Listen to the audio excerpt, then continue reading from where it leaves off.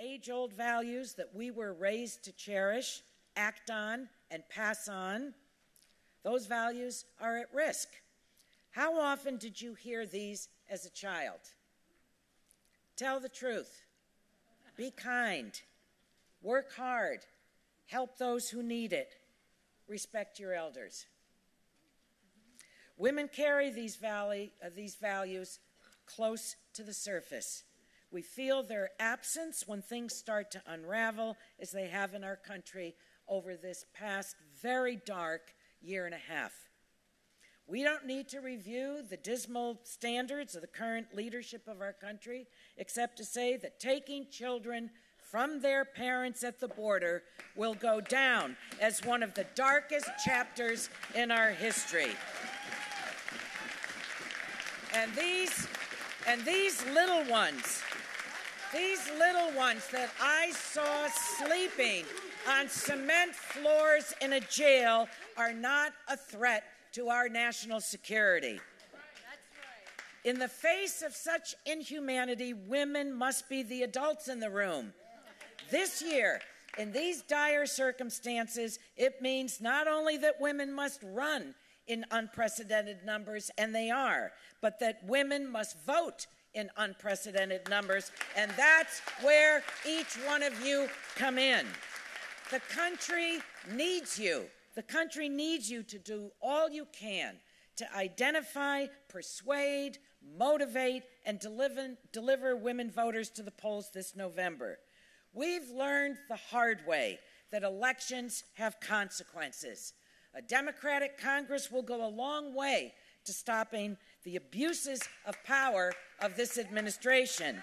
And absent a strong message from voters, we will surely see more of the same. And our democracy cannot withstand this. If you want your voice heard, elect women.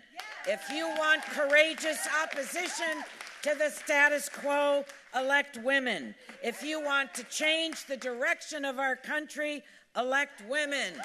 If you hope for more humane policies in our country, elect women.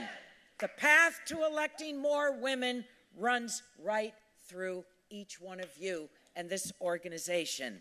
I'm excited to see what you're going to achieve, because I know you're going to do it. So thank you to all of you for not only what you have done, as Congresswoman Lofgren said, but for what you are going to do. I look forward to our gathering and together on the heels of the election and having one hell of a celebration. Thank you, everyone. Go get them. Go get them.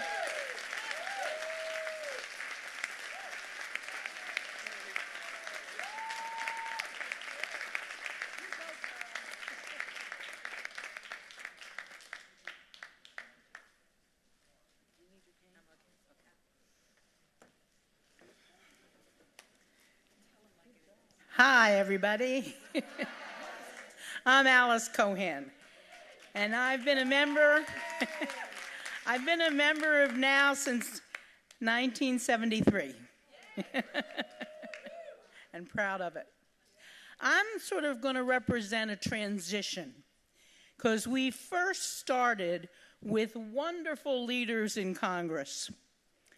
Now I want you all to take 1 minute and close your eyes for me. Okay? Everybody close your eyes. We're not going to steal your wallets. Just close your eyes. Think of yourself. Think of your daughters or granddaughters or your friends running and winning and getting elected to public office. Can you visualize this? Do you got your own face in your mind or your friends? We need you. We need you to run. And the thing that's so exciting is that I'm going to launch off the rest of our speakers who have done just that. They are active, long-time and short-time members of NOW. They have learned in NOW how to organize, how to speak up, how to work with others, and how to move forward. And so they are going to be models and examples that all of you could fulfill that image in your mind of you or your daughters or granddaughters or friends to run for public office. Or to work in their campaigns, because that's crucial too. We are a village and we cannot run just by ourselves. I get the privilege to introduce my good friend and leader and now activist, Hala Ayala, who has been active in now, who was the founder and president of Prince William County, Virginia now. She was then elected vice president of Virginia now. And all that time, she was working and organizing on all the critical issues that we all care about. And in 2017, it was decided among a cabal of folks, of women, especially we think Charnel Herring, who is a leader in the legislature, to look at these districts in Virginia, most of whom are held by old white men who have not had a challenge to their elections in years and years, and recruited women to run for those seats. Hala was recruited. She quit her job and she started running. And she ran and she ran hard. And she ran hard some more. And she put together an amazing campaign, door to door, grassroots, got the attention of the Democratic Party, got support, and guess what? She won.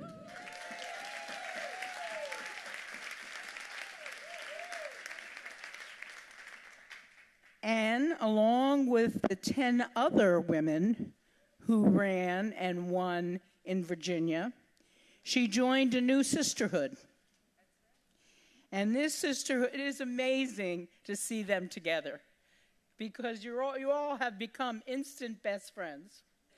And they made the major thing that they achieved, I asked her a little while ago, I thought it was, they made the difference and they passed the Medicaid expansion bill in Virginia. So if you wonder if it makes a difference, if feminist women are in those seats, that's a good example. And so I'm now proud to bring Hala up for you to meet and hear her, and the rest of our great feminists now, women who have run.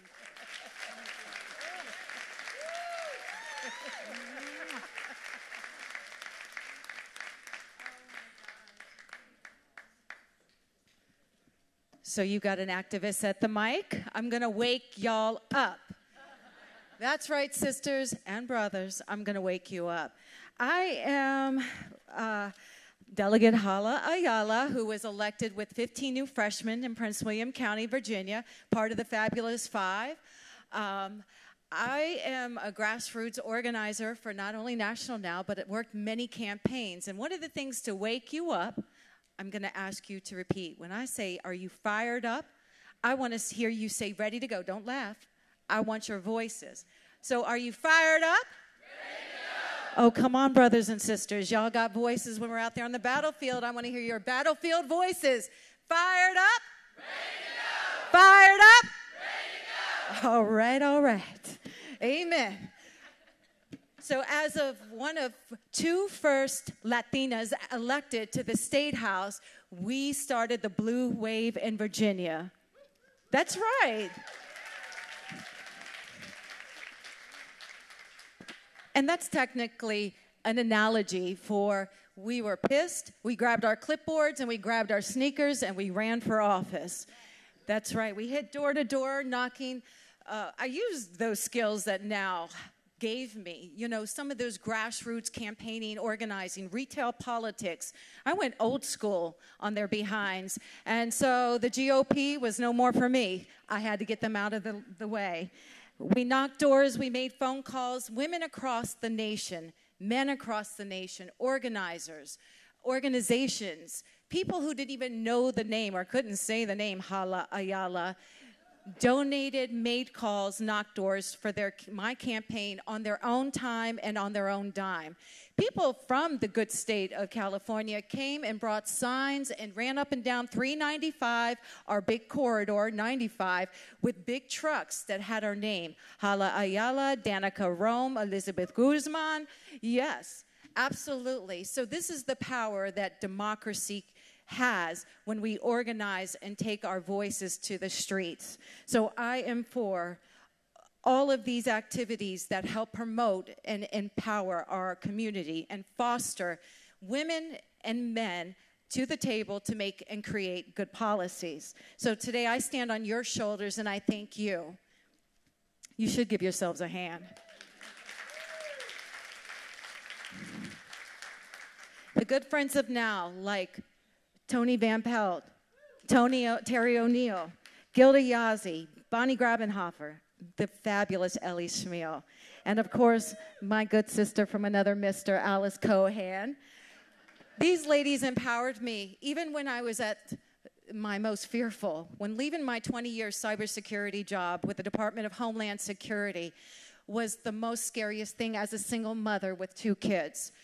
I was the only provider. I have a son who's on the spectrum, and healthcare is the most vital part of our household, and as are many households. So I pulled the plug, cashed in my 401k, and said, to hell with this. I'm overthrowing the patriarchy.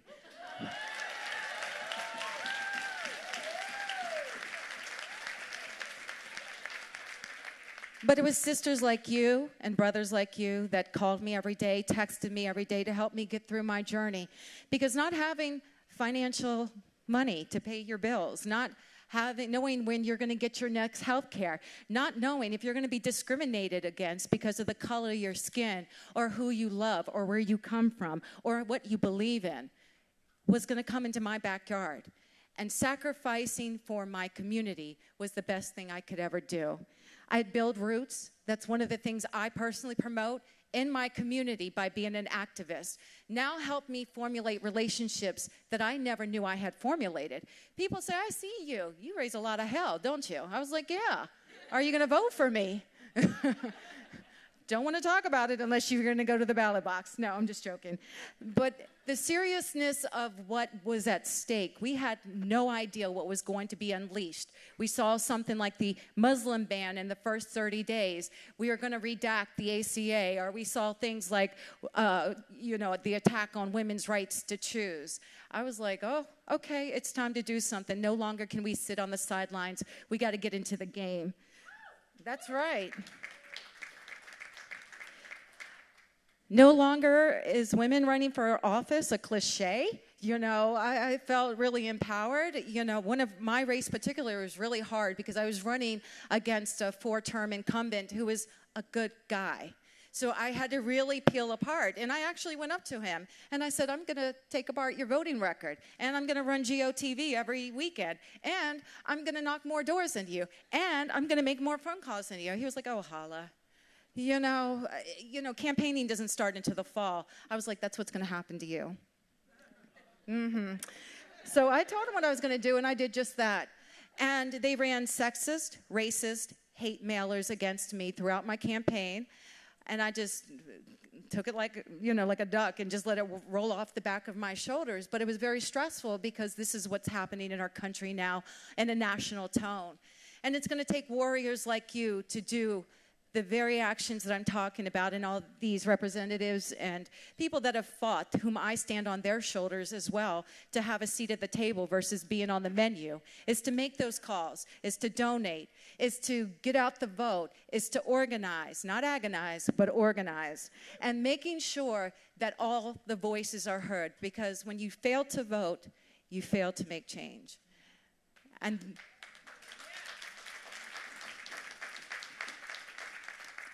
And in closing, I want to say this. You've empowered me to, as Alice shared, pass the Power of 49 in the Virginia House Legislature.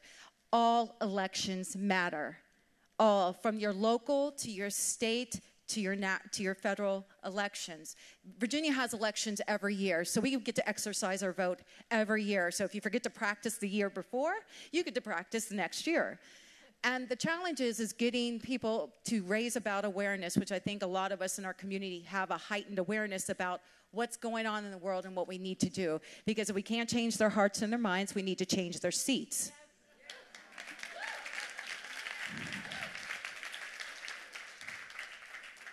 So this call to action, this battle cry, and the things that we need to do to make sure justice isn't just for us, that it's for all of us, is going to be in your hands.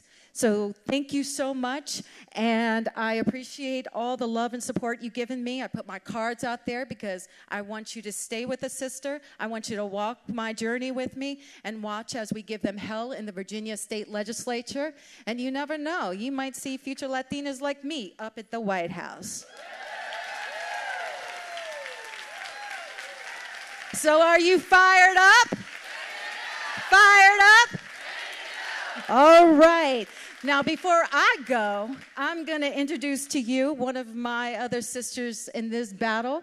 Her name is Maine Representative Louise. Now, if I mispronounce this, please, Lois. Lois Galgay-Reckitt, correct? Wonderful. Lois is my NOW sister.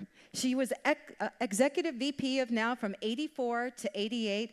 Ellie Smale, under Ellie Smale, right? Ellie Smale, right?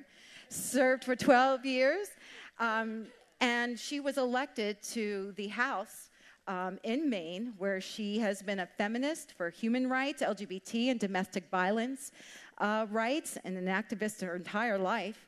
In 1977, she established the Family Crisis Services in Maine and served as the executive director until she became executive VP of NOW in 1984.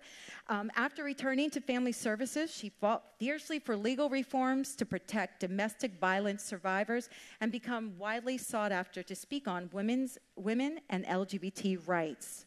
She served on the board of NOW for 14 years and worked on committees dedicated to ending violence against women, ensuring LGBT rights. In 2016, she continued her years of service and became a member of the Maine House of Representatives, serving in the 116th District. Well, hell, we need more of Lois at the table, and I'd like to invite her to the podium. Give it up for Lois.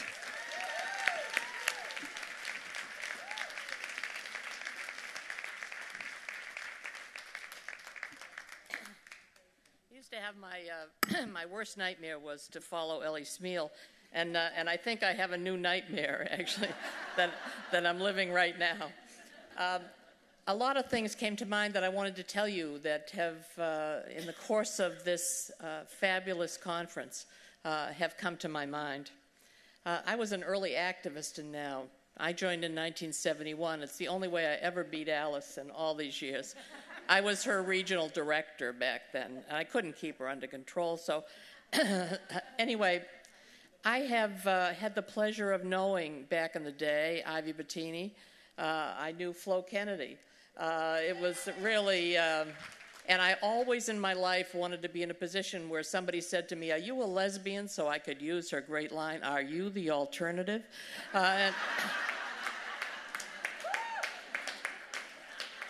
I remember where I was when Roe v. Wade was decided. I was in my backyard standing by the chimney doing press. I was the NOW president at that point in my area. And I have to tell you, at the time I said this was a bad decision.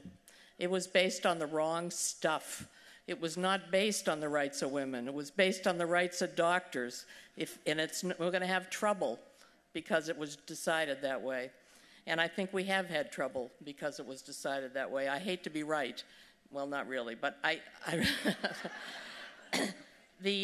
was at that March for Women's Lives in L.A. I have a picture on my kitchen wall of myself and Sherry Odell, who was the other vice president of NOW at the time, standing in transparent plastic raincoats. It was pouring rain that day.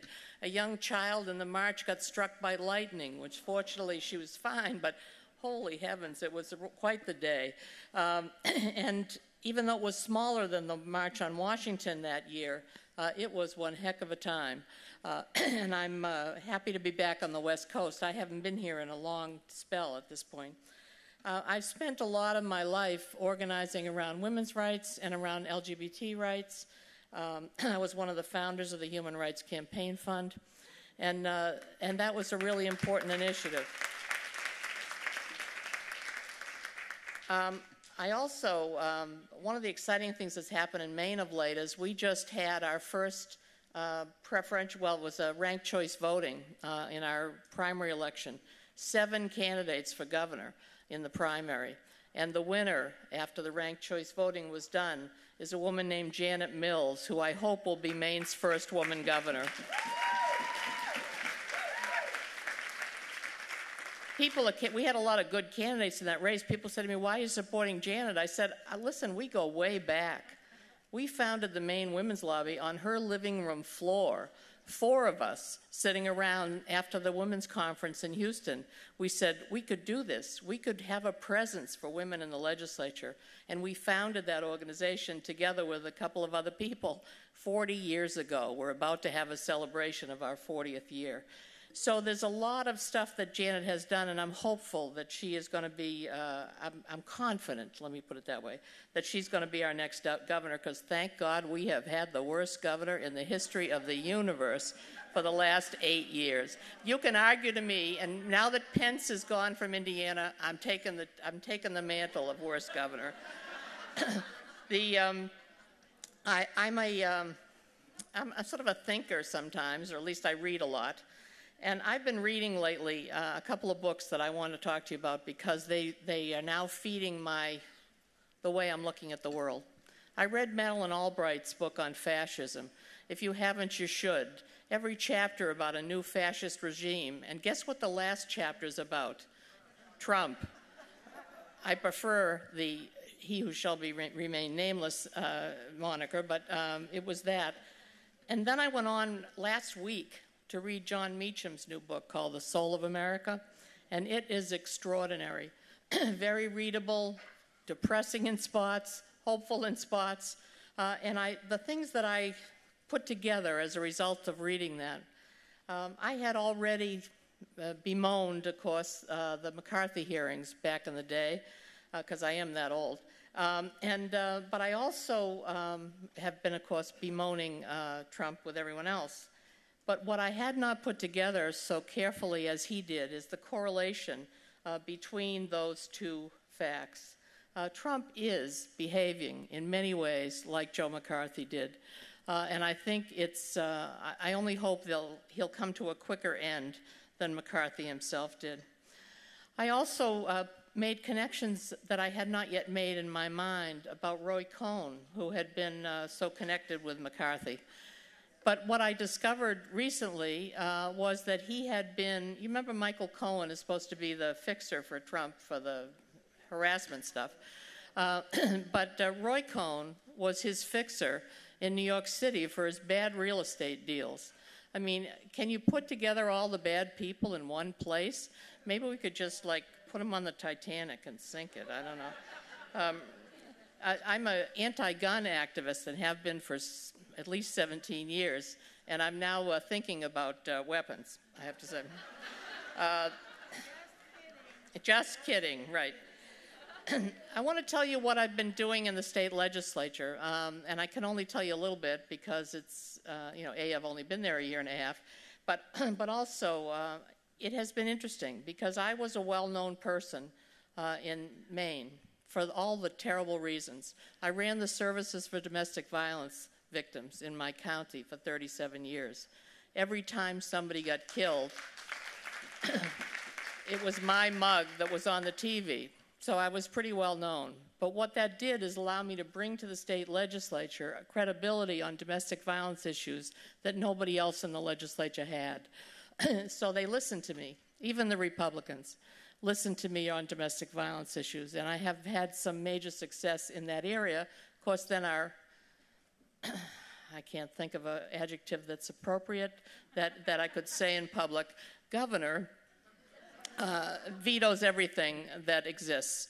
So I haven't had long-term success, but I'll be back, hopefully. I'm running for re-election right now.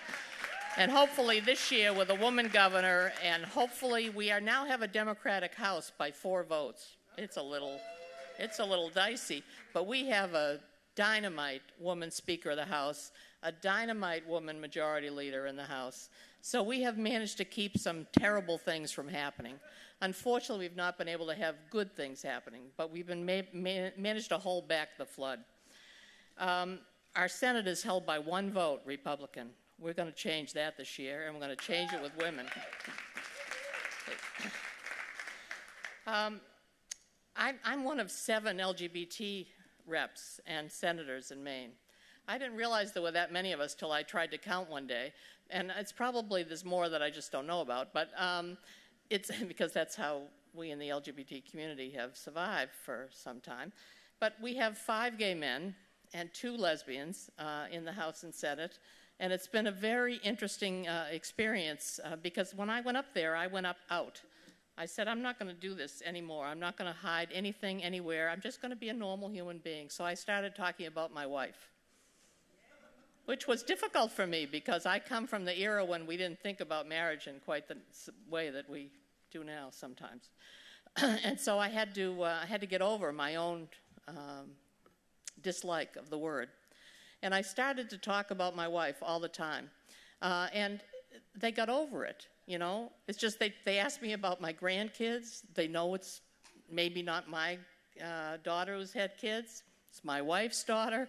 You know, it's a very interesting array that has happened. And some of these old guard representatives have really been quite friendly.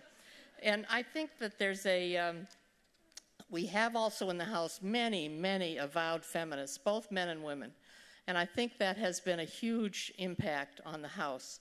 And the Senate has really done pretty decent things, even though they side with the governor, who is the guy that I don't want to put an adjective on right now. But it's the things that I personally did this year. I sponsored a state equal rights amendment. I got it through the House and Senate. Unfortunately, it's a constitutional amendment, so it had to have 2/3, and I couldn't get that.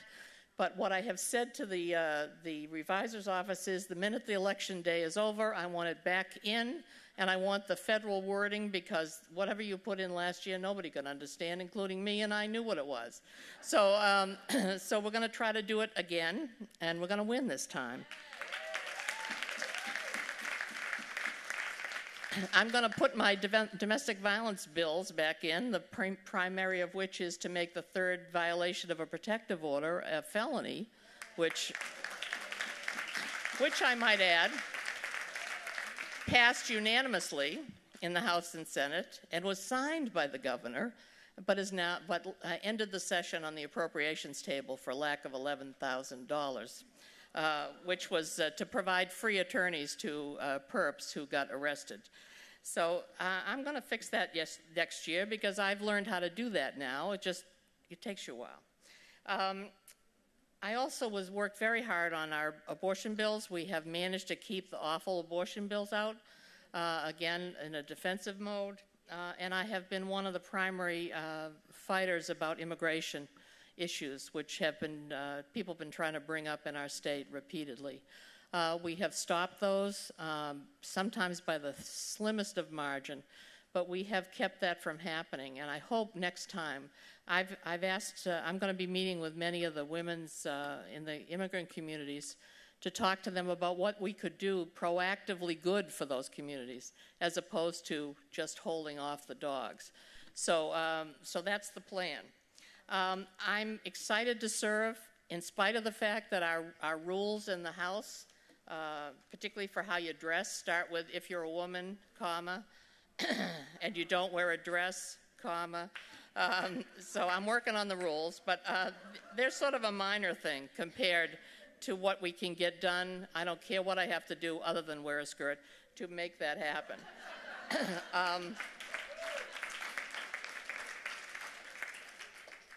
you know, I've been in now all my adult life, and it's in now that I learned how to be vocal, how to shake hands, even with people you don't like, and how to do a bob and weave. And I'm gonna go back in, and I'm gonna kick butt and take names until we do that.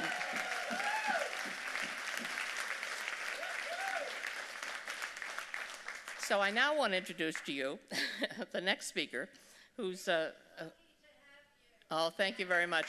You know, it's interesting. The most common thing that people say to me is, "I don't know how you stand it," and I'm so glad you're there. And that's the two most beautiful sentences you can put together right now in my life. So, the next person who's going to speak is a state senator. And she has been dedicated to her country for a long time, served in the Army for 29 years, and worked in the Pentagon, and has served with the Operations Center. She's a lieutenant colonel, and after leaving the Pentagon, she helped ensure Barack Obama's wide margin of victory in Nevada in 2008.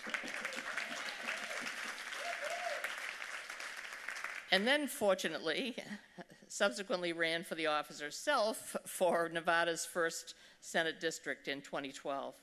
With a decisive victory, she's gone on to do some astounding things. She added gender identity to the state hate crimes law. She has been a fearless proponent for women's rights, such as right to abortion on the state level. She serves as co-majority whip of the Nevada Senate and continues to introduce and fight for initiatives in Nevada. She was the primary sponsor of the equal rights ratification in Nevada.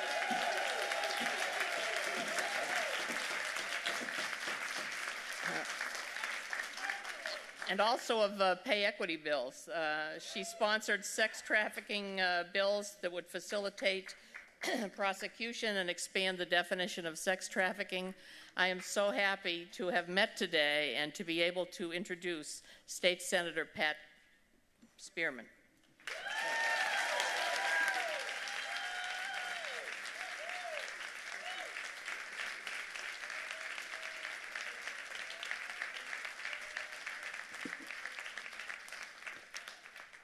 Thank you. It is really an honor to be here, and for those of you who invited me, thank you, Tony. I really appreciate it, and all of you who have made your way here, it is an honor. This is my first time speaking. I hope it won't be my last, but I thank all of you, and I thank you for the work that you do. In a day and time like this, what you do, what we do collectively, is so very important and so vital. You know, I was thinking the other day, as I looked at some of the people who have, unfortunately, had so many problems that they decided to have death by suicide, and watching what was written about them. And, you know, it sparked something. I said, you know, I don't know that the people who are perpetuating this type of evil on the world understand that they are writing their obituary, that after they are gone, these are the things that people will say about them. And it's not just about them. If they don't care about their own reputation, then they should at least care about their children and about their grandchildren. You know, how many in here, the last time you've seen someone with Richard Nixon's lineage? You understand what I'm saying? And so they're not thinking about that, and it's very sad for the children. So, listen, let me say this. I'm really glad that Nevada was the first to really bring back that spark for the ERA. It's something that was long overdue. But hold it. It's something that was long overdue. But you know what? It wasn't just me. I'm standing on the shoulders of giants and all of those who went before me. And there's so many people who, even though it was just a little spark, kept hope alive. And I'd like for us to give them a hand clap right now.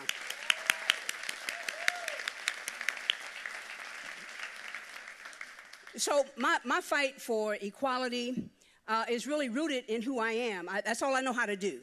That's all I know how to do. If it hadn't been the fight in me, then I never would have been able to overcome the sexist and the prejudice of the armed forces. I was commissioned in December of 1977. It was just a few years after the WAC Corps was deactivated, and my cohort was the first set of women to be directly branched into the Military Police Corps, which is a combat support unit.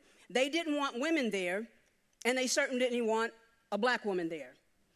What I didn't know is, of the 7 of us, I thought I was the only African American, but found out about 10 years later that there were 2 of us, and one could pass, and she did.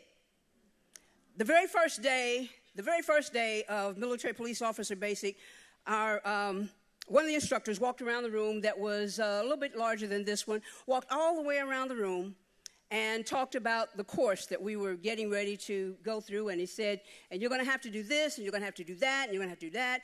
And, you know, he's coming around up like this aisle right here, and he says, and I want you to look around the room. Look around the room. And he said, because on graduation day, and he crosses right in front of this table, and I'm sitting right here. And he looks me square in my eye, and he says, some of you will be here, and some of you will not. And I looked at him, and I turned to Jerry, and I said, oh, he's not talking about me. He's not talking about me. But make no mistake, you know, he threw down the gauntlet, and I knew from that point on that I was going to have to be better than. In every situation, if everyone else did 50 push-ups, I needed to do 75. If everybody else came in the run under 15 minutes, I needed to come in under 13. If everybody else was doing sit-ups at 60, I needed to be able to do 80. I knew that I had to be better in everything that I did, and I had to make sure that I never, ever did anything that would even closely come across that line. And I accepted that challenge. You know what? Because what I have found out is that it is in adversity that we are strengthened, our resolve is strengthened, and our backbone is steeled.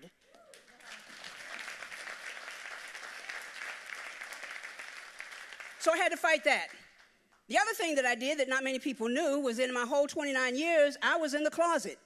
And I had to listen to people say these awful things about same-gender loving people and about people whose gender identity didn't conform to what their birth certificate. I had to listen to all of that, and every day I put my uniform on, I was always afraid, will this be the day that someone will say the colonel wants to see you, and then my career will be lost? Will this be the day? And you know, there's something about that is nerve-wracking, but it also allowed me to compartmentalize so much so that I was able to still have success in my military career.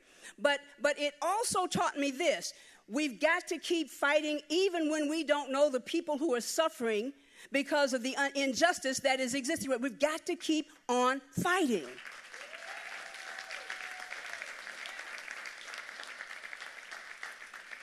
I'm also an ordained minister, and when I was ordained, women weren't even supposed to preach. Women, you know, I was ordained at a time that you couldn't even, as a woman, you couldn't even mount the pulpit. You couldn't stand behind the podium.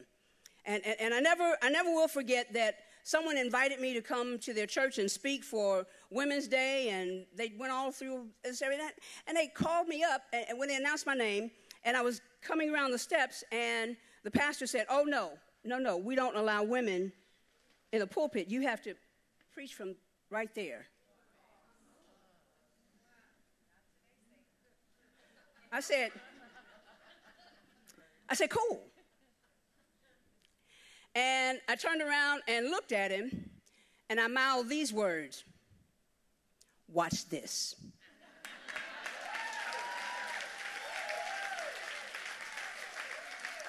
Watch this. Watch this. As an African American, I remember going the first time into the South.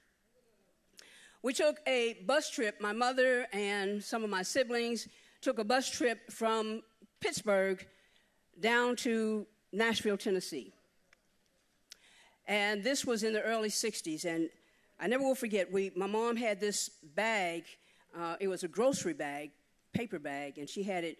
There was some chicken in there, and there was some bread. We called it white bread then. White bread in there and some other stuff. And so we didn't have to ever get off the bus. But what we didn't have was something to drink. And so by the time we got to Nashville, I was really, really thirsty. And I kept saying to my mom, every time we made a stop, I said, can we get off? She said, no, we've got something. I said, but I'm thirsty. She said, stay here. When we got to Nashville, we got off the bus, and she was standing there waiting for our luggage to be taken from under the bus. And I said, Mom, I'm really thirsty. Can I go? I'm just going to go right in there, and I'm not going to go. I'm going to go right in there. She said, go on. And as I was going through the door, I saw a guy pass by one of the water fountains, and he spit in it. I said, oof. And so I'm like, I'm not going to drink from that one.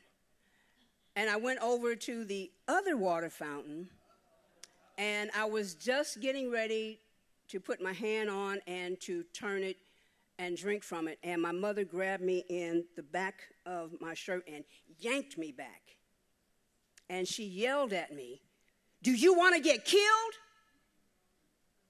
I said, she said, shut up. You're in the South now. And they will kill you from drinking. And I'm like, but she said, no, we cannot drink from this water fountain. We have to drink from that one. And I said, but Mom, he spit in. She said, I don't care. I don't care. And she pushed me away, and she turned around and she looked around the bus station. See, what I didn't know was this was just a few years after Emmett Till had been brutally murdered. But my mom was aware of that. And she said, you see that sign right there? And I just really started reading. We did the, reading with phonics. And I looked at the sign, and it looked like color red. And I'm like, who is that? She said, colored. I said, who is that? She said, that's us. I said, I thought we were Negroes. She said, whatever. You cannot, whenever you see that sign, you don't drink, you don't walk into there, nothing. I said, why? She said, because right now, that was the clue, right now, that's the way it is. And I remember walking away from that and thinking, why does it have to be that way? I mean, why does it have to be that way? Okay. Fast forward, my freshman year. Anybody in here from Alabama? So, in Alabama, did I hear somebody? Okay, all right. Alabama, here's a test. A place called Hopeville, Alabama. It's right outside Wetumpka. It's right outside Wetumpka, and it is about 3 miles from a place called Slapout, Alabama. Okay? True, really true. So, our freshman year, it was decided that now is the time to integrate the high school, which we were getting ready to go to. So, in 1969, myself and about 15 other people, a little bit less than 20, we integrated Hopeville High School. And by this time, I'm my Angela Davis radical, okay? I mean, I'm not taking nothing. Don't stand in front of me for too long because I'll go to jail and like it, okay? I'm my Angela Davis radical. I'm thinking back to the water fountain. I'm going to drink from whatever water fountain I want to drink from, and I'm going to go where. And so, and I remember my sister Donna, I remember her saying to me, she said, you're not going to get out of here alive. She said, you're not going to, we are in the South now, and you can't do those kinds of things. I mean, and the kinds of things that I was doing was walking into the Dairy Queen through the front door when they said, all inward, go around to the back. And I said, that's not me. I'm going through this one.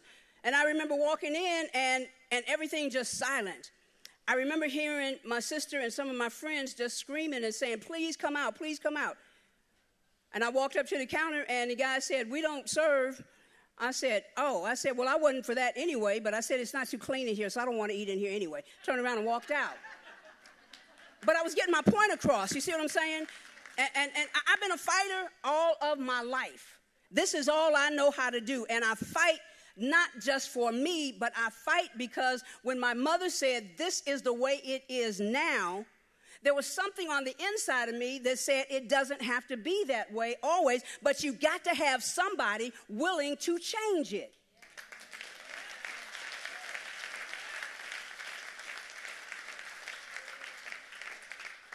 So let me talk the next 3 minutes. I think that's how much time I got. 3 minutes about the ABCs of equality. You all know the name Martin Luther King. And you all know the name of Rosa Parks.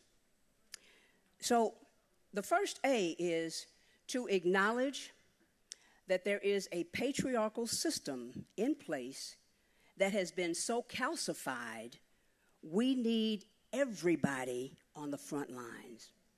Everybody. Those that are named. How many of you all know a lady by the name of Miss Ida in Montgomery, Alabama? Miss Ida, Montgomery, Alabama. How many of you all know someone by the name of Miss Lucille, Alabama? You may know those names and maybe even know some people like that. But did you know that the bus boycott would not have been successful if we didn't have people like Miss Ida and Miss Lucille and so many other unnamed women?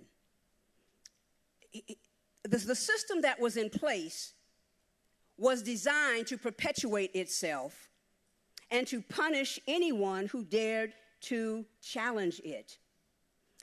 The patriarchal system that was in place, anyone who challenged it, it would be the trickle-down effect. If we don't get you here, we're going to get you there. If we don't get you there, we're going to get you. But we're going to get you, and we're going to make you pay.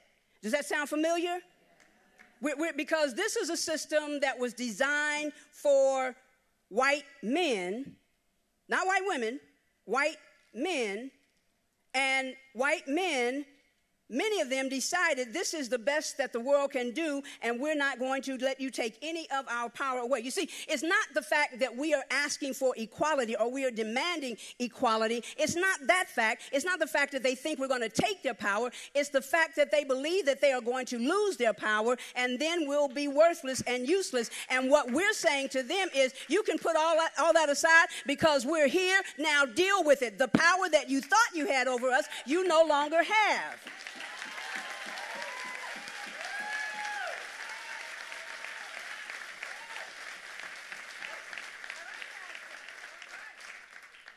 It's been calcified. The women in Montgomery who participated in the bus boycott, for those who had day jobs, who cleaned houses, they risked losing their jobs if they didn't ride the bus. A very good friend of mine, her mother's name is Miss Ida. And I remember the first time I met her and I asked her, I said, so what was it like? She said, it was horrible. She said some people had their homes firebombed because they were getting into it was called jitneys, the little taxis, the civilians. They had their homes firebombed. Some people were threatened. She said, I lost my job. And I wasn't able to get another job for about 2 years. And she said, I lost my job because the lady that I worked for saw me getting out of a car a block away from her house. And when I walked in, she told me, if you're a part of that N-word stuff, you no longer work here. And several women had that happen to them. But you know what? She said it was worth it. It was worth it because it was a time when she and so many others said, this has to change. So the patriarchal system that has been in place is calcified, and it is designed to perpetuate itself and to punish anyone who would come against it and who would challenge it. And the thing about the Me Too and the Time's Up movement is that right now we've got momentum and we are challenging it and we are daring them to tell us to back down. As a matter of fact, you know, when people tell me I can't do something, it's like telling a pit bull, sick 'em.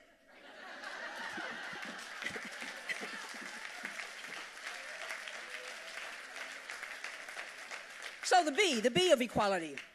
Be prepared to fight for the long haul. Be prepared to fight for the long haul. Now, I don't know where you all are on Maxine Waters' statement, but it was taken all out of context. And not only has she demanded to reclaim her time, but what she has said is that we will no longer suffer in silence. We won't suffer in silence. And people that we meet that we know that they are against equality and they're doing everything that they can to fight against this movement, we've got to make sure that we challenge them. You know, here's the thing. We're at a point in time in our history when things that have happened for us in a good way not only are in danger of going away, but everything that we have gained is in danger of going away. And so being prepared to fight for the long haul also means that we've got to have some people who are nice and kind. And we got to have some folks that are willing to fight like a junkyard dog. Do I have anybody in here?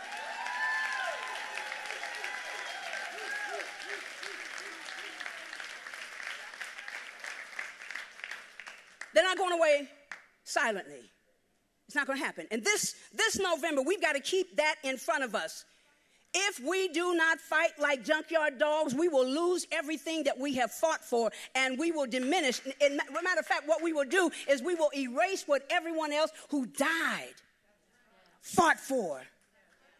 The people who had dogs sicked on them, water hoses.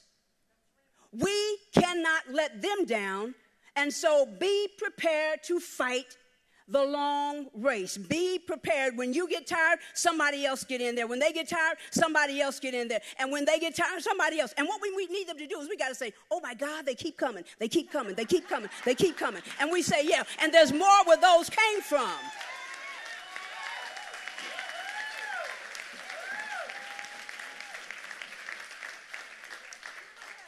C. The C. Be committed. Be committed. It's easy to show up for pictures and smile. It's easy to do that. You know what? You know what's hard? To keep going when you see people lying about you in the news. You know, the day before we had the vote in the Senate to ratify the ERA, one of the major newspapers in Las Vegas published something by a writer, and he said, meet the senator who wants to make it legal for female genitalia mutilation. Google it. Somebody Google it. I'm telling you. Somebody showed me that, and they were like, so are you going to answer him? I said, no. No. I said, he's got my picture there, but he's not talking about me. You know, they pulled a picture from someplace, but that's not me. And you know what? See, when you're committed, you understand it doesn't matter what they call you. It only matters what you answer to.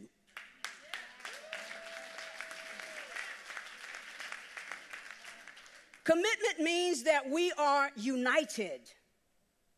That doesn't mean we're going to agree on everything across the board, but we are united in this one thing, that we will not stop until equality is codified in the United States Constitution, period. We're not going to stop. We're not going to stop. Hold on. Sit down. Hold on, because you're taking up my time. You take up my time. Hold on, just a minute. Just a minute. Get ready. Listen. You know, if you write the word united and then write the word untied, you will see that they have the same letters in them. The difference is where you put the I.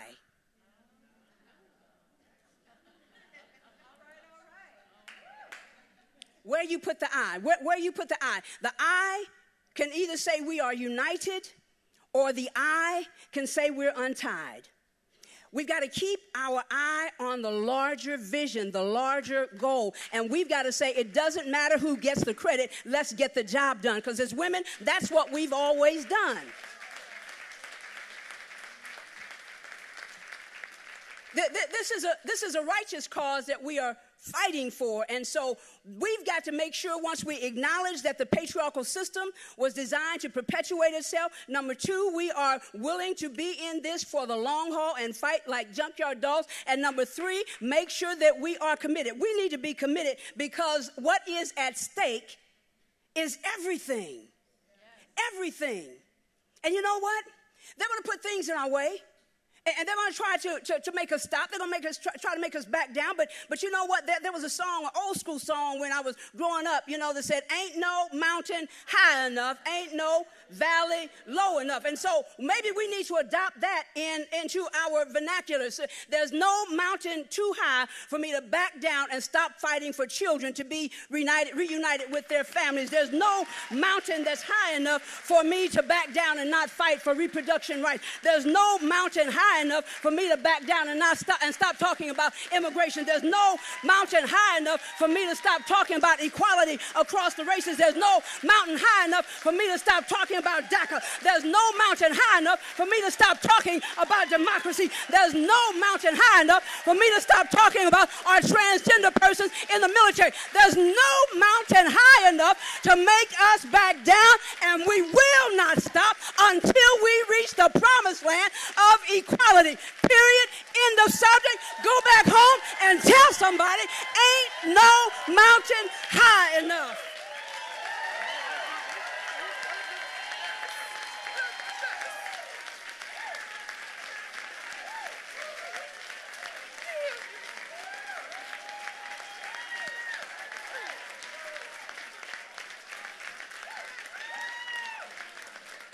Hold on. I got to introduce our next speaker. I'm sorry. You all did this clapping and carrying on before I got to the end, so.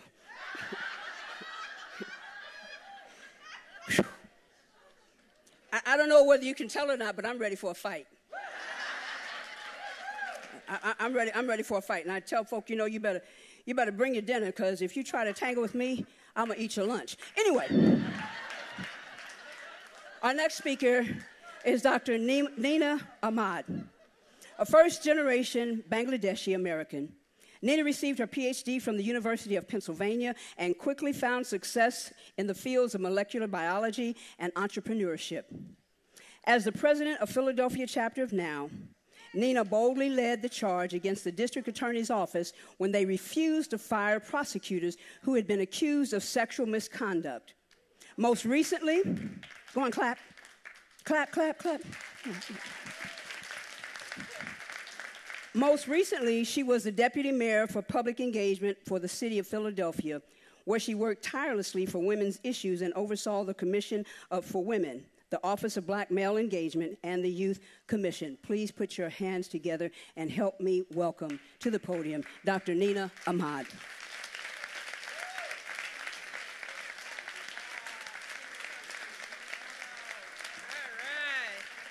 Oh my goodness, I am a junkyard dog, all right? A junkyard dog, and I will not back down.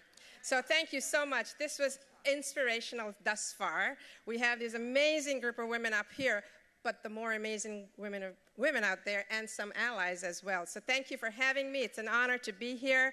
As she introduced me, I wanted to tell you one of the most recent things I did was run for office.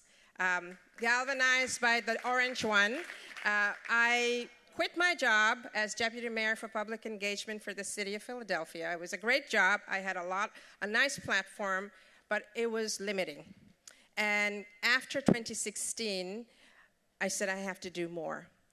And I did. I ran for office for the office of lieutenant governor for the state of Pennsylvania. And there were 5 people running in the primary. I had 11 weeks. I did not win, but I came in a strong second.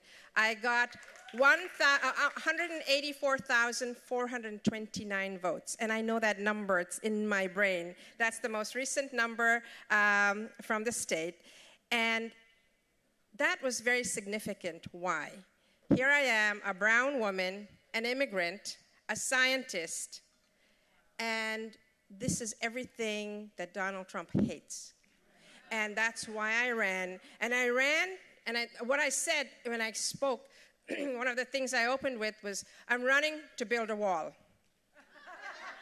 I'm running to build a wall of decency and integrity that is going to send a message that Pennsylvania is not going down the road of indecent humanity. We are going to stay the course, and we are going to force the rest of the country to watch and say that we are not going to denigrate women. We are not going to make sure that we roll back all the advances that have been made. We have to fight, just like she said. We have to be those junkyard dogs, and Maxine Waters is my hero. Just to tell you a little bit about how I came here. So as I said, I'm an immigrant. As a young child, I lived through a war of independence that created the country of Bangladesh. Why am I a feminist? At that age, I saw a war where in 9 months, 3 million people were killed because we were fighting for independence and freedom. But more shockingly, there was over 100,000 women raped. Rape is an instrument of war that militaries use everywhere. And I was decided at that young age, I saw how devalued women were. My mother cut my hair, put me in shorts and t-shirt, and said, you're going to present yourself as a little boy, because the military was just banging down doors and raping women, because they know how to destabilize a society. A society is judged on how we treat our women and children, and how to destabilize a community. And that's when I decided, that's when I became a feminist. I said, all my life, I'm going to make sure that never will I stand by when that is happening. And I have 2 daughters. And when this 2016 happened, I said, I will lose my woman card if I don't stand up and do something. Whether I win or lose is not the point. I want to show them how to live by your convictions. Right? And I owe it to them. I owe it to everybody whose shoulders I stand on. I stand in that blood of 3 million people who died so I can be free today. I stand in the blood, sweat, and tears of the civil rights movement and beyond. Going back 400 years, this country has been struggling with its original sin. I wouldn't be a deputy mayor in the city of Philadelphia if there were not people fighting just like Pat. Pat and all the Pats in this room allow me to be here, and I have to remember it every single day. A very quick anecdote. When I was in college, I was working as a waitress. And this is someone who I consider a mentor. There was a woman, a black woman called Pat. She was my supervisor. And she knew she was a career waitress at a very low-wage job. She knew that I was going to not be there forever, right? I was going to get my bachelor's and I was going to move on. She made sure every break, every evening, she said, Nina, have you done your homework? Take your break. Make sure you eat. You know, and I left that job soon after, but I've never forgotten her warmth and generosity. And that's what now gives to me, warmth and generosity, the solidarity to have the courage to do what I did. And the courage I hope it gives all of you to do what you need to do and you will be doing. To be a junkyard dog is not an easy thing. You will get those articles written about you. You will get lies thrown around about you. But when we, at Now, decided to fight the district attorney's office because he had hired 3 people, 3 prosecutors who had come from something called Porngate, which was statewide. And these were men who were going to sit and decide what rape case to prosecute or not. We said no. We stood up. We said no. People said to us, you're going against a very powerful force here. And the city of Philadelphia is very old school politics. We said, again, I will lose my woman card if I don't say something. So we got some brave people together, and we decided to fight it. We had a petition going. We got hundreds and hundreds of signatures on it. We went to our city council, got the women in city council to stand up and do a press conference. Then they passed a resolution to ask for their firing. Then we went to the state legislature. We brought some sunshine. This was before the Weinstein, whatever his name is, I forget, Harvey Weinstein issue came to the forefront, and Me Too was gathering steam. But we decided in the city of Philadelphia that there was no room for people to behave like that, whether they were passing pornography or they were harassing and abusing and raping women. It is a continuum, and we have to stop it. We just have to stop it, and we're not backing down. So I am going to take my 184,429 votes, and I am going to go across Pennsylvania and say to every one of them who voted for me that you are an agent of change. And you need to stand up, and you need to hold your electeds accountable. Accountability, integrity, things that I ran on, we're going to keep working on it, and we will not let the lid be put on us, and we are going to speak out about every issue, whether it's 40 years old or it's 2 years old. We're going to talk about when someone did something to us and took our agency. We are not going to shut up. We're not going to go quietly.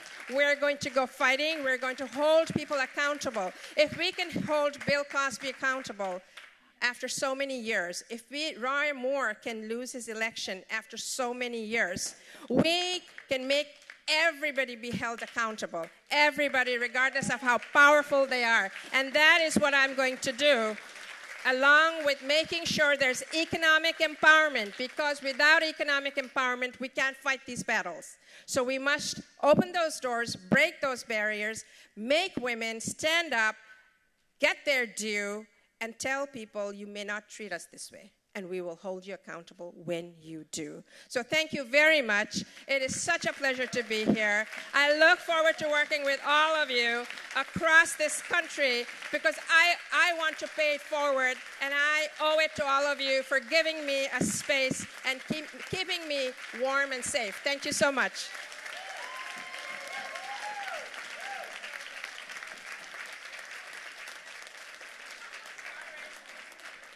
I was trying to gain some time. I have a very important job, and I get to introduce the next speaker. And I already spoke to her, and she's amazing. She is a somewhat unexpected feminist candidate from a somewhat unexpected place. Kenda Furche is running for Congress in West Virginia, the 1st district, against David McKinley, who was elected in the Tea Party wave of 2010.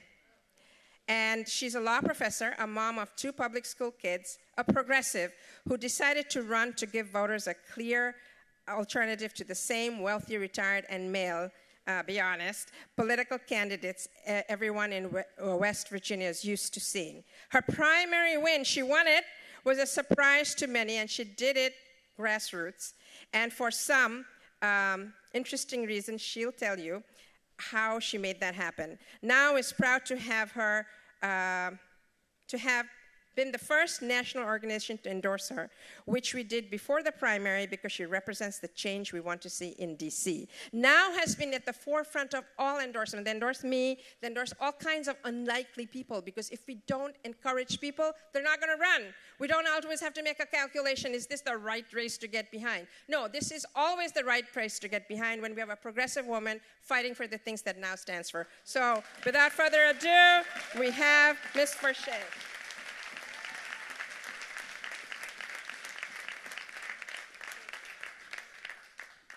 Thank you. I'm last, and I will be fast, I promise. November 9th, 2016.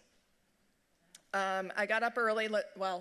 I was up. And I went to the office to get ready for class. I was teaching family law that morning. And before I started prepping for class, I put a post up on Facebook, and I said, smart women, we need to run for office, because this can't happen if we're elected to every position possible in the country. And I tagged a bunch of women that I thought would be great. And I said, you need to run. And they responded, and they said, that's a great idea, Kendra, you should run. And I said, for smart women, you don't read so good.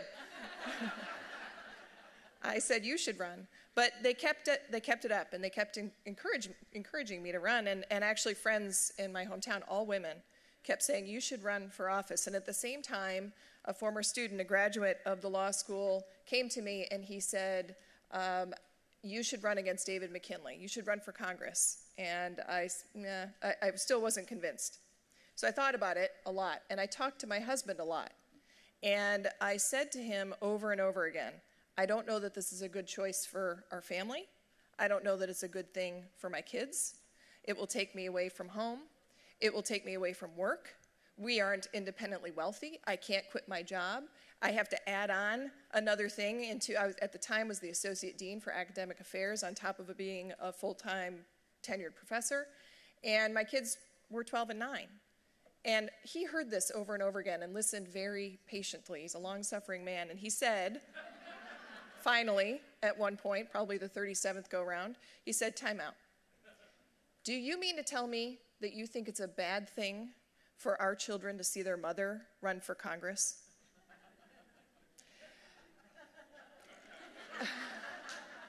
And as a feminist, I thought, well, that is kind of strange that I was thinking of it that way. And then he went on to say, because there were already 2 men in the primary, one of whom is extremely well funded. He actually was a multi-millionaire, former retired CEO of a multinational law firm, and was self-funded $250,000 to himself, and actually also had raised a bunch of money at that point. And I said, I don't think I could get into this race. There are already a couple of people in it, and one very formidable candidate at least. And my husband said, furthermore, you're the only person who can beat David McKinley.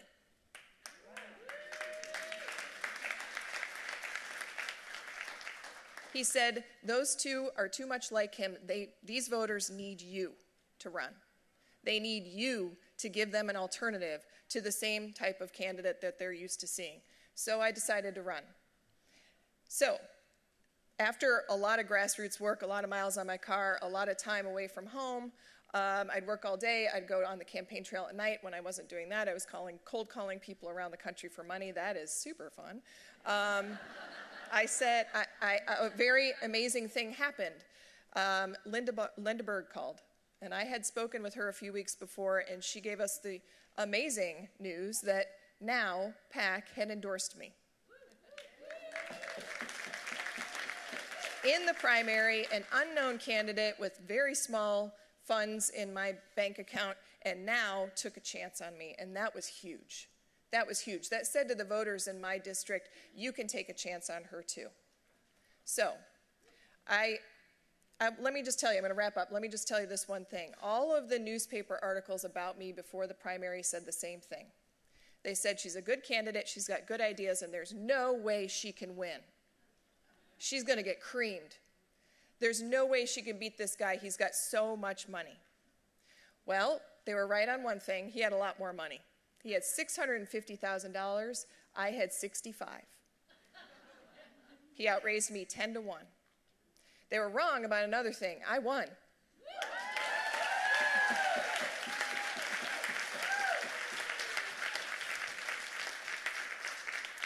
I won by more than 9 points. And my money differential in my race is now tied with Alexandria Ocasio-Cortez for the biggest money upset in the country. So, what did the news articles say the day after the primary? She was a shocking, surprise candidate. She shellacked her opponent. Actually used that word, which is the best word in the English language. And they said, and she can't win in the general because she doesn't have enough money. It's okay. Sounds like there's a win in your future. Yeah, it's okay. Being underestimated is my superpower.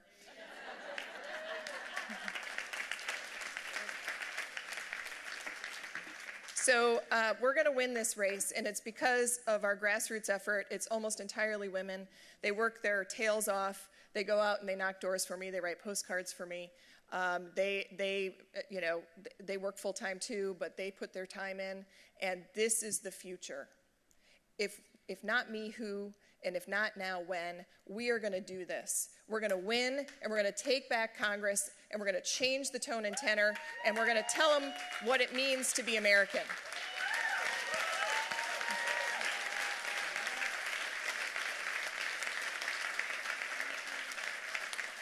So I'll get in trouble if I don't say this. If you want more information about my campaign, check me out at teamkendrawv.com, or you can text Team Kendra, TEAMKENDRA, to 474747.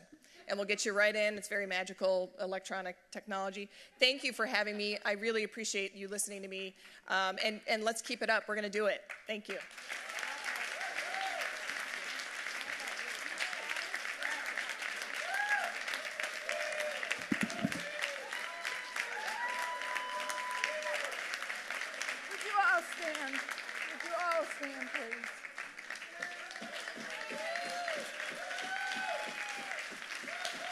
We are so lucky to have had this session today. These are our women. And we will be there for you. And you'll be there for us. Thank you very much.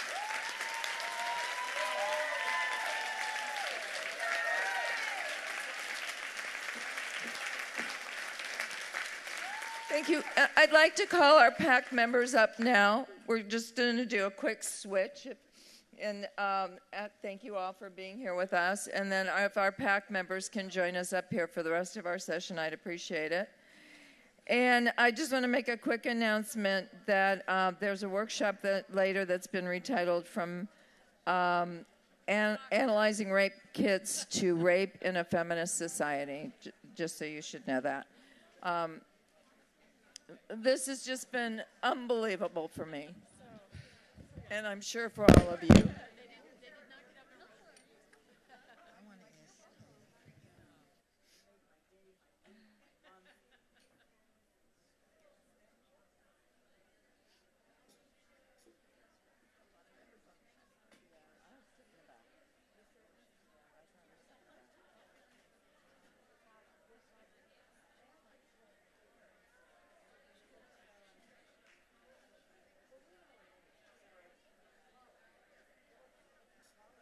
Okay, Nancy.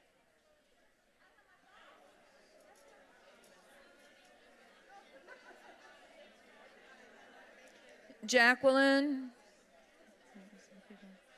Oh, there you are. Sorry. I didn't see you up here yet. Myra.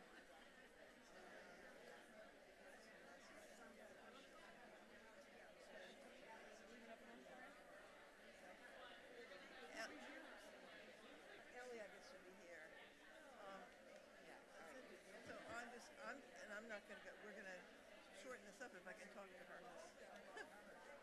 Get her up here.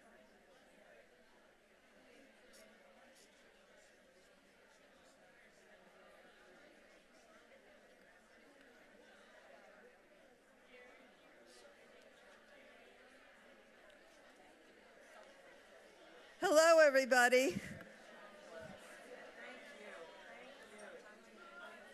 We're starting part 2 of this wonderful PAC lunch. I'm Linda Berg. I'm the political director, and I have the great fortune of being able to work with all these fabulous, inspirational women.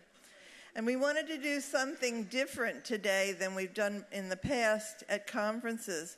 We wanted you to see the PAC members. We wanted the PAC members to hear from you also. These are the group of women who talk and analyze the races and decide what candidates we should endorse and who we want to put resources behind. And a lot of people have asked me, well, who is the PAC? So we're going to just go from one end of the line to the other so that the PAC members can introduce themselves. Then we're going to have a very quick analysis by our brilliant advisor, Eleanor Smeal, who is such a political strategist and so inspirational to us all. And then we would like to hear from you. We would like to hear what races you all are interested in, which races your chapters and states are working on. We have 2 mics, and after Ellie has done her analysis, we'd like you to line up very, very briefly because we're already way over time, but who could cut short any of those wonderful speeches? So we want to hear from you very quickly about what you're working on, and then we want to talk about how important it is to support our PAC. So starting from the Pat Roos, I guess, should start. Just introduce yourself and where you're from.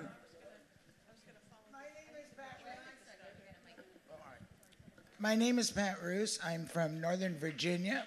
We have 7 Democrats running against 7 icky Republican members of Congress. 6 of them are women. I've interviewed them all. They are good on everything.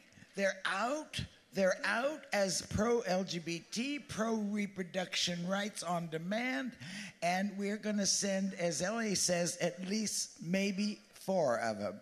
So 4 fresh new Democrats to join Zoe Lofgren and Anna Eshoo and the rest of the women in Congress. So we're so excited.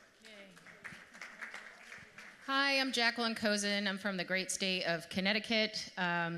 You all think we're always blue, but our state Senate is actually tied.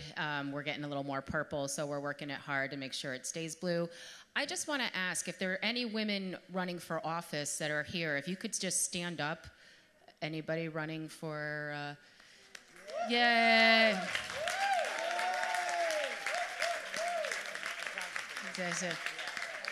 Thank you so much. Thank you for putting yourselves out there, and everybody support all them. Thanks. I'd like to thank everyone for sitting in on our PAC afternoon together. My name is Cindy Drabeck. I'm from Texas. I ran for the Texas House of Representatives in 2014. Thank you. I was defeated, but I turned right back around and ran for an open Texas Senate seat a few months later. I unfortunately was defeated then, but I'm still very politically active. I am so honored to be a part of the Now PAC. I welcome your questions. Please feel free to ask us anything. We're here to help you, and we want to elect women that support our issues. Thank you. I'm Nancy Campbell Mead. I'm from Oregon. We are a blue state. It's wonderful. We have a woman governor who is wonderful. Kate Brown now has endorsed her recently and in the past. And you know, being on this PAC board it's really exhilarating because we read about the woman candidates that we are considering endorsing, and men, and we've got some amazing candidates out there. So please, please, please get behind them. They are really amazing, and you saw some of them this morning. They're just great. Good afternoon, everyone. I'm Myra Terry, and I'm from New Jersey. You may think that it's one that you just drive through, but we have some great candidates. Yes, you used to live there. And Mikey Sherrill, I don't know if you've heard of her, but she is in the 11th district. It has been a Republican district forever, but she is going to win, and there's a lot of energy around her, so we're very excited about her. And one other thing I need to tell you, would love to tell you, is that I am the founder of Emerge in New Jersey, and we've just finished 5 years of training, and the candidates are young, they're very diverse, and they have no fear, and I love that in the younger generation, so keep bringing them on.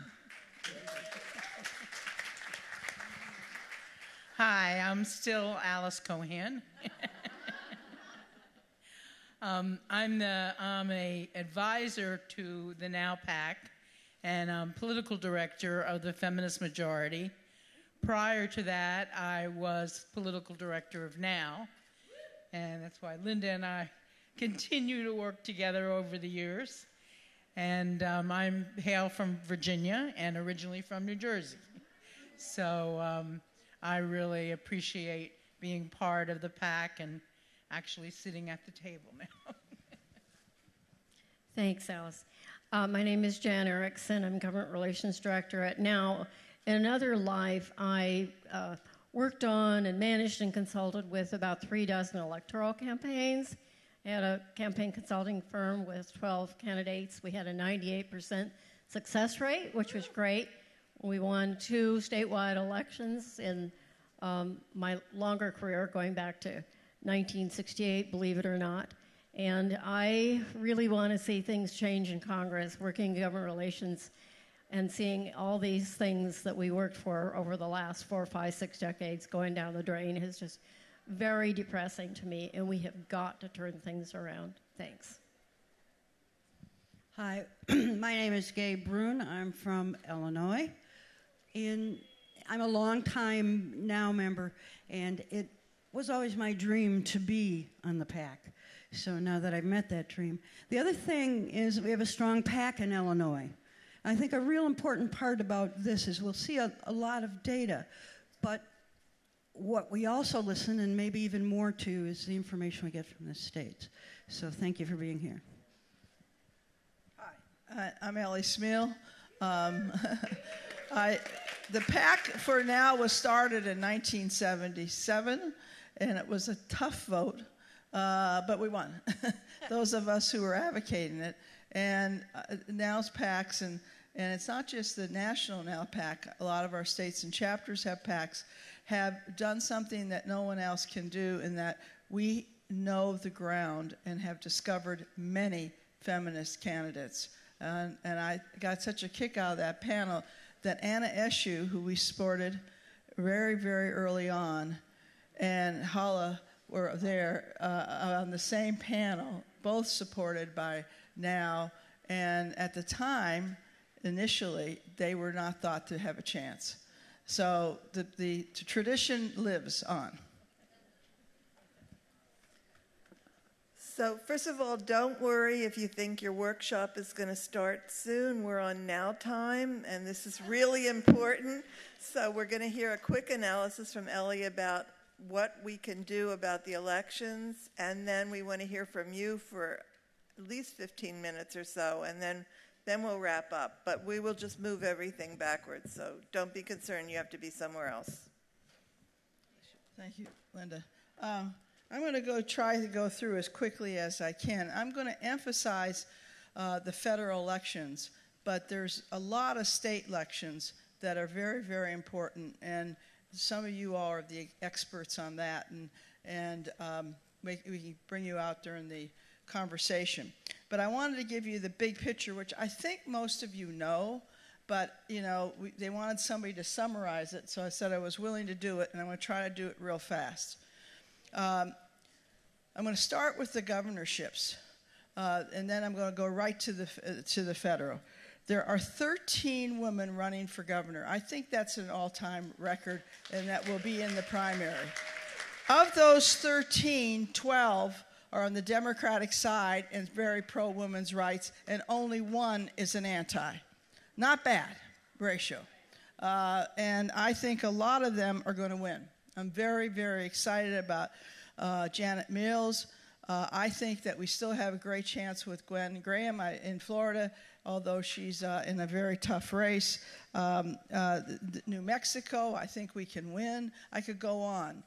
But I don't want to dwell on that because I want to come back to the federal. But the state level is very exciting right now. Feminists are running all over and everywhere, and for state legislative offices. And just remember why this election is so important at the state level, because it will be on the ground floor who wins and who would be sworn in 2019. In most states, not Virginia, but 3 states won't be. New Jersey, Louisiana, and Virginia have the odd year state legislative races. But everybody else, these will be the folks in place in 2020, which is not only the 100th anniversary of women's vote, but it will be doing redistricting.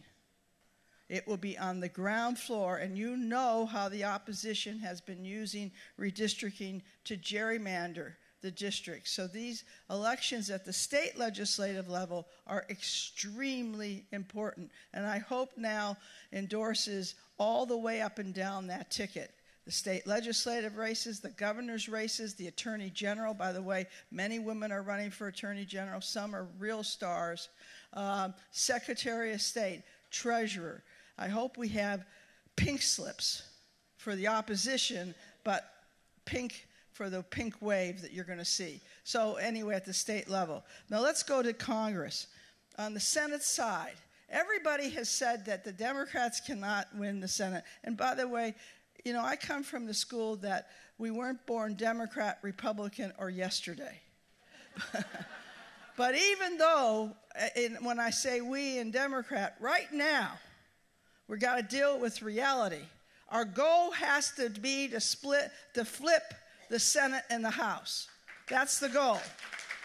We have to get a majority to stop the Trump administration in both houses. But most experts are saying we don't have a chance on the Senate side. Do not be misled by that. I think we do have a chance. And this is what we need. It is lopsided. There are 26 Democratic seats up for election and only 9 Republicans. So right then, you got sort of a disadvantage. But the temper of the times matter. And we only really need a net of 2. The 2 that I think that are the feminist women running, we must win, are Nevada with Jackie Rosen and Kirsten Sinema in Arizona. And those 2 states we have to win those. And with doing that, we can win in both states 2 congressional districts in addition. Okay, so those are crucial. But then there's some other chances for getting that net of 2. And I'll come back to that because I want you to know there are still at least 11 women that are running on the Democratic side. I think most of them are safe. I'm going to say that knowing that there is still going to be a big race in Missouri. There's a big race in North Dakota and one in Michigan for sure.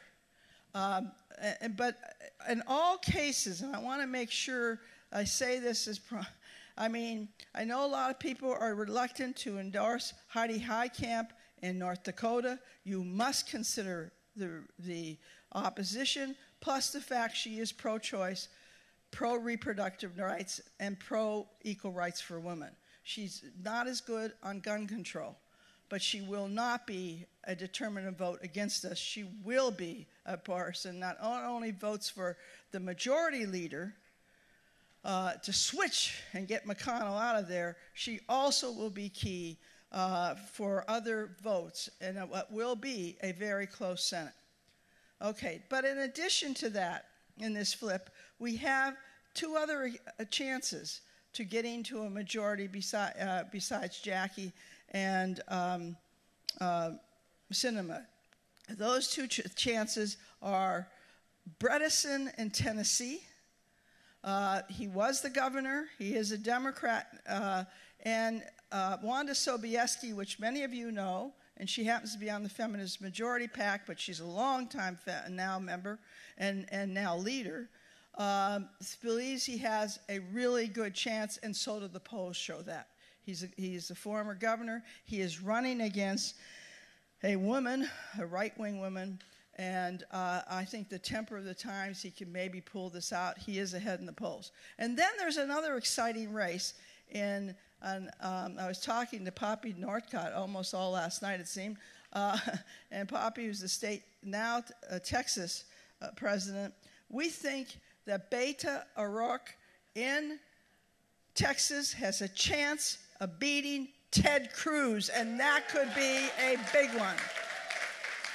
And one of the big differences between now PAC, Feminist Majority PAC, and this PAC, we don't just endorse women, we endorse men also who have feminist principles. And O'Rourke is running on a strong, progressive feminist platform.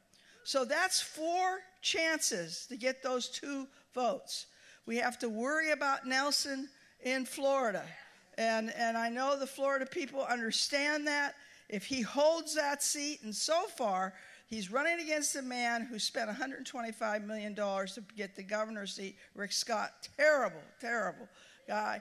I could go into that for hours, but they have just spent millions against him already. $20 million in last month was spent in negative advertising against Nelson, and he weathered the storm, and he's still about even.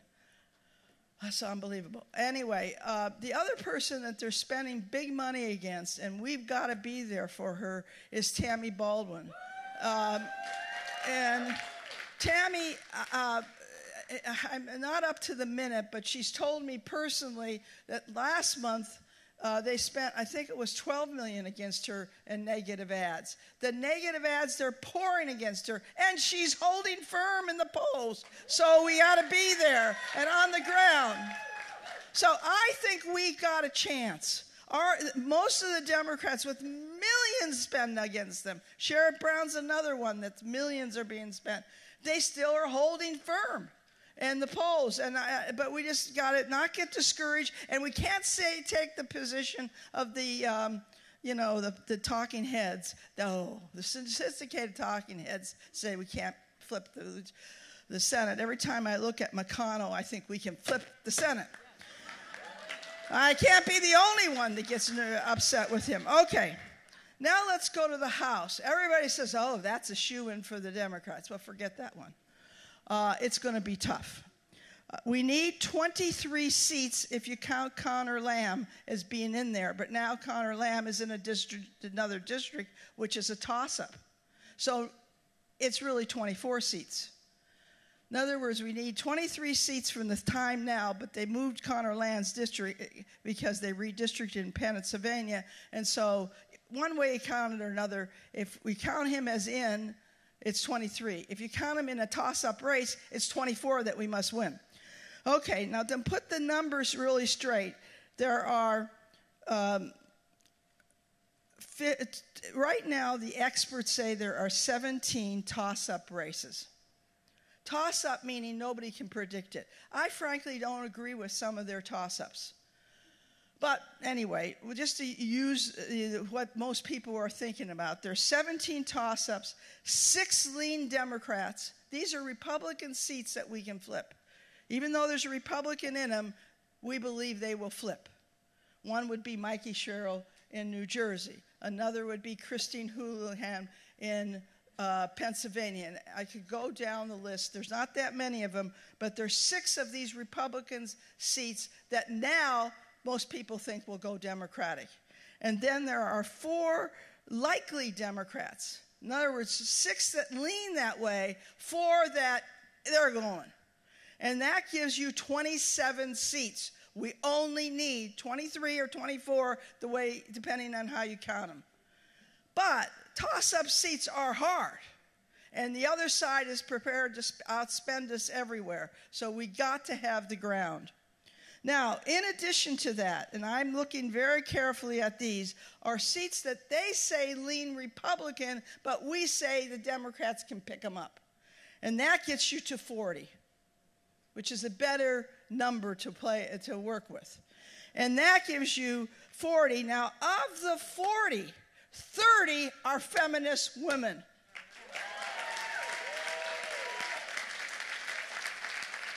That's why I keep saying we need a blue wave and a pink wave that no one will miss. Okay. But I actually think we have some playroom in other districts. In fact, by my targeting, we have 57 districts that we can work in that have a decent chance. And then you have the Kendra Frischis, who, my goodness, the energy that she put in, Kendra, to not only take the primary, but she has an army of people working on the ground as volunteers. So anyway, 57 districts is where I think we can work in, and they're all over the country. But there are certain states that we must win big. And one of them is right here in California. Don't be sitting on your laurels. Yes, it's a blue state, but it's got to get bluer if the nation's going to get blue. And we have a chance of picking up in this state 6 of those magic 23 states. We've got to pull the votes out in California, and I tell you, nobody can relax in this election. Plus, we have 4 seats that we could pick up in Pennsylvania, and I know Pennsylvania is here. They've redistricted, and at a minimum, we can pick up 4 in Pennsylvania. We can pick up 3 in Texas. That so red state isn't going to stay red. And we got a chance of not only the Senate seat, but district seats. Virginia, there is 7 women now in the general. We can take at least 4 of those for sure, but we got to pull hard in Virginia. But don't think that it's just these big states. Little Iowa, sometimes a pain in the neck, Iowa. Anybody here from Iowa? But anyway, I believe we're going to take Iowa 1. There's a wonderful woman running, and Susie Gilligan, and some of you might know her, she's been a mainstay of Feminist Majority, has moved back to Dubuque, so I think that our chances went up. Anyway, it's another state that, so there, it's all over. New York can give us 3 seats. All these things are very important. It's like putting together a puzzle. And why I'm trying to say the spread. There's southern seats. I think we can pick up 1 seat, perhaps in North Carolina. Yeah, Kathy Manning. So I don't want any state here to feel like you're left out of the challenge of 2018. It is, what? What? Yeah, see. Okay, that's another seat in Florida. I already had for Florida the possibility of picking up 3 seats. Maybe it's 4 seats. That's what I'm trying to say is if we do our job of spearheading in all of these states, and some of you know states that I don't know, I think this can be a historic, marvelous rebuke of the president who we know has, there are no adjectives that fit him. And so basically, that's the big picture. And don't think you can't play. But if you think you can't play in your district, please, for heaven's sakes, go help another chapter. Move. This is the group that has done that in the past. And think in terms of this. What really counts in an election? They keep saying it's money. Really, it isn't money. It's getting out the vote. Getting out the vote. We are going to specialize in Feminist Majority on the campus vote. In key districts, we want to double the vote of people from 18 to 29. That alone can make us win. But now has CAN groups on college campuses and can do the same thing. But everywhere it's getting out the vote. And it is only the last 3 or 4 weeks that count. I remember on rescission and on various battles for ERA that people took off those last weeks and moved back to where they needed to be placed. And I think you've got to think that way. Because this is the part I want to really guilt trip you a little bit. In 2016, which we broke our hearts, we also did some marvelous work. In New Hampshire, Maggie Hansen, who is now a champion for feminism and women's rights in the United States Senate, only won by 1,007 votes. That's almost nothing when you think of all the monies being spent. In Nevada, Cortez Musto won by less than 2%. These are going to be really close races. So what we do will matter. And I wanted to bring up Virginia for something else. We keep saying that 15 seats were taken, and 11 of them by feminist women. There was a 12th feminist woman who lost by 1 vote. 1 vote. Election night, she had won by 1 vote. Unfortunately, they controlled the election committee. And they found in a waste paper basket the other vote and made her lose by 1 vote. I mean, none of this is believable, but it happened. But even though we didn't get a majority, it was enough energy to shake up the patriarchy, and they let go Medicaid expansion with 2 votes there. So winning and losing, I don't know how you count things, but I know we've got to scare them if we don't win outright, and I know we can do it. We can scare them, but more than that, I think we can win outright. And just think, if we do, there can be an investigation, a special hearing. We will not have to just have Mueller. We'll have it out in the open. And so think of it, and think of, can you give us 3 weeks at the end at the minimum? That's not that hard for making history and making our country go back to a direction of progress, human rights, justice for all, instead of this right-wing potential takeover. Yes, there's a warning on fascism, but it doesn't have to happen, and it won't happen on our watch. Thank you. And that's where we are.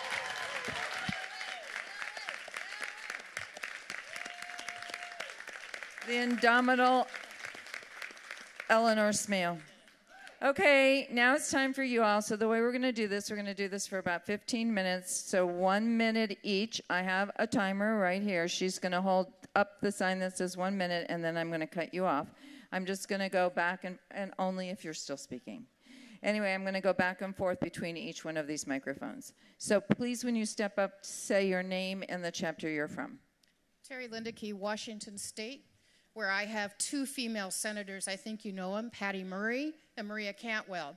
I also have my state senator. Oh, I'm sorry, I missed the best one.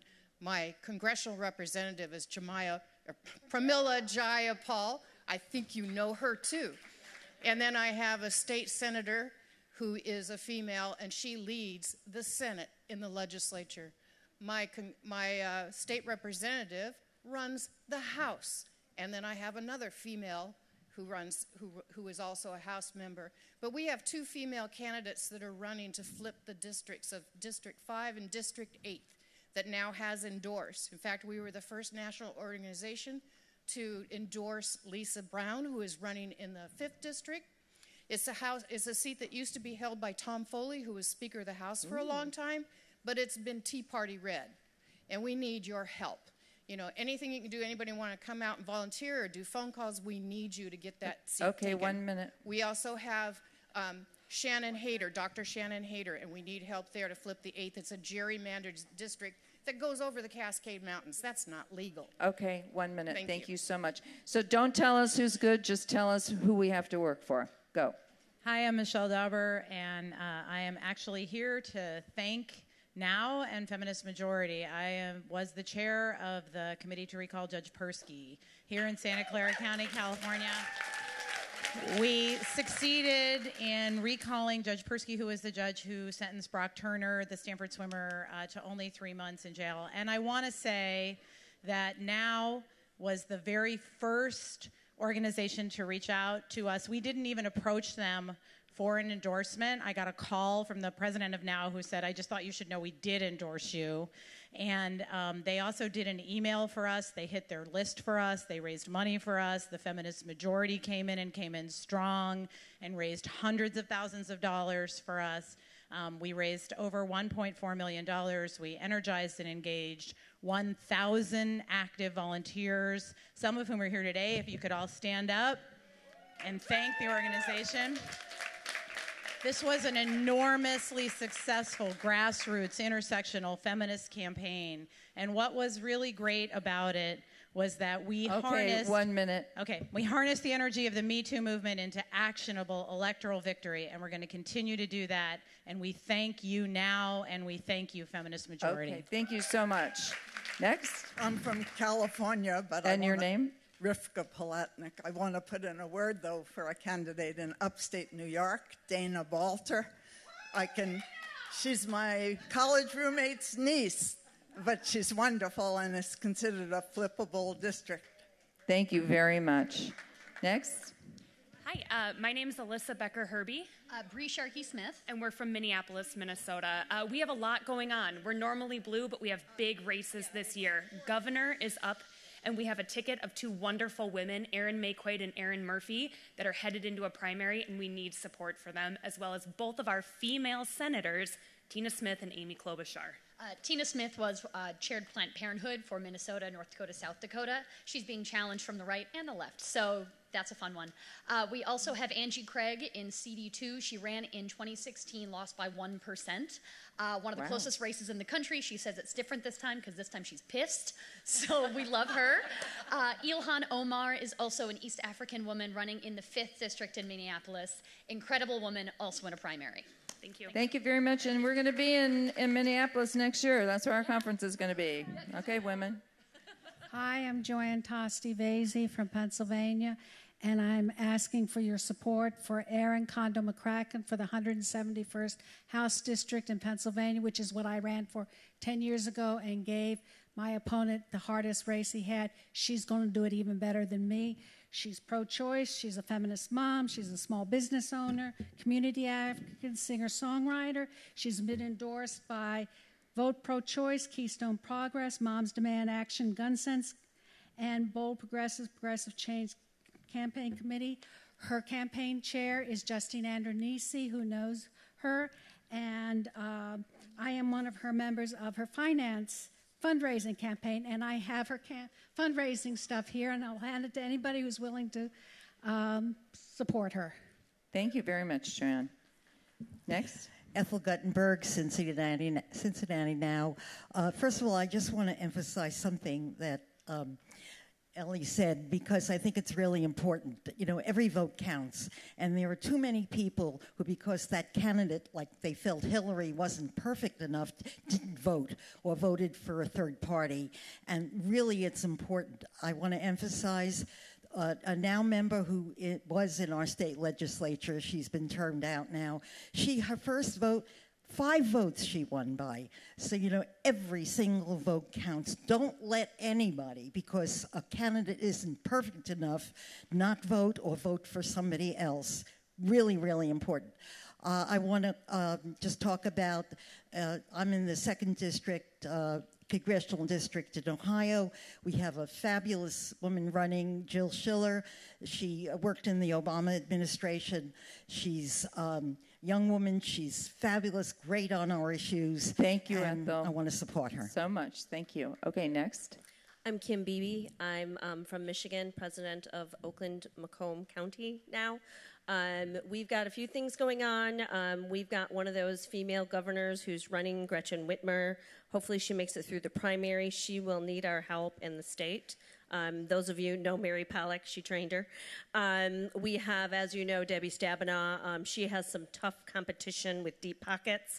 And then we have the congressional candidate that I am working on and was able to, with all of you, get the endorsement for, Tim Greimel, in the Michigan 11th District. It's one of the top seats rated by the Cook Political Report to flip from red to blue. He's going to be running against, hopefully after the primary, Lena Epstein, which I know a lot of you know. So anything the national organization can do to help get him elected would be greatly appreciated. Thank you so much for the work you do. Thanks, Kim. Next. Lindsay Lemmer from Wisconsin. My pronouns are she, her, and hers. And we have a phenomenal pro-choice feminist running for governor of Wisconsin. Her name is Kelda Roys. She is amazing. She is a past executive director of NARAL, Pro-Choice Wisconsin. She has been endorsed by Feminist Majority, as well as Emily's List, Moms Demand Action, NARAL, and many others. We need your support. We need to get the word out for her. You may have seen her first campaign commercial. She openly breastfed and normalized it. It was just terrific.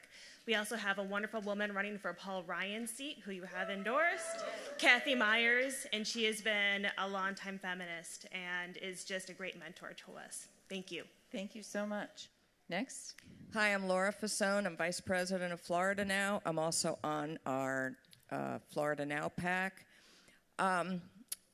In my representation from president all the way down to dog catcher, I have one Democratic representative, which is Senator Bill Nelson. So I'm not asking, I'm begging and pleading with you, do everything you can to keep him, because I don't like our dog catcher. So I need help. And the other thing is we need help and strategy and ideas for Gwen Graham. She's one of 5.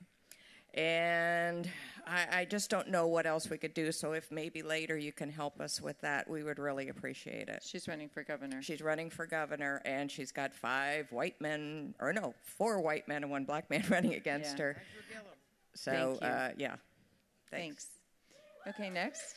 I'm Sushila Mertens. I'm from District 1 in California, from Oregon almost down to Sacramento. We have one of the reddest districts in the state. We had 3 women running against Doug LaMalfa, who is a yes man for the Donald. We have one of them went to the top. In 2 months, she had a fantastic campaign. She did everything right. And she is going to have he's supported by agribusiness, and he doesn't believe in any social help, but he takes millions and millions of dollars from his help. So Audrey Denny's running for Congress. If you have a blue county in California or anywhere else, she needs your financial support and phone calling. You can get on her Audrey Denny for Congress website on Facebook. Thank you. This is our last person. I'm sorry. Next. Hi, I'm Jolie Starbeck from Northwest Indiana now, and I am from a state that Trump carried by 20 points, and I noticed that, as usual, we were off the list of people to pay attention to, but in 2008, we did go blue for Obama thanks to fabulous import strategies from Illinois and Michigan.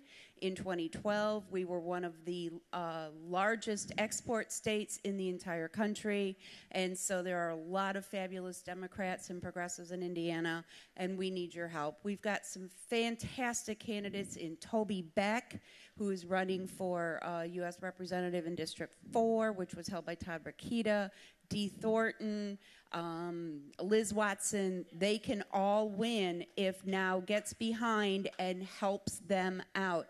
I also happen to be the campaign manager for the very first woman to ever run in State House District 16 by the name of Christina Zachney, who is a progressive running a progressive candidacy. Thank you. All right.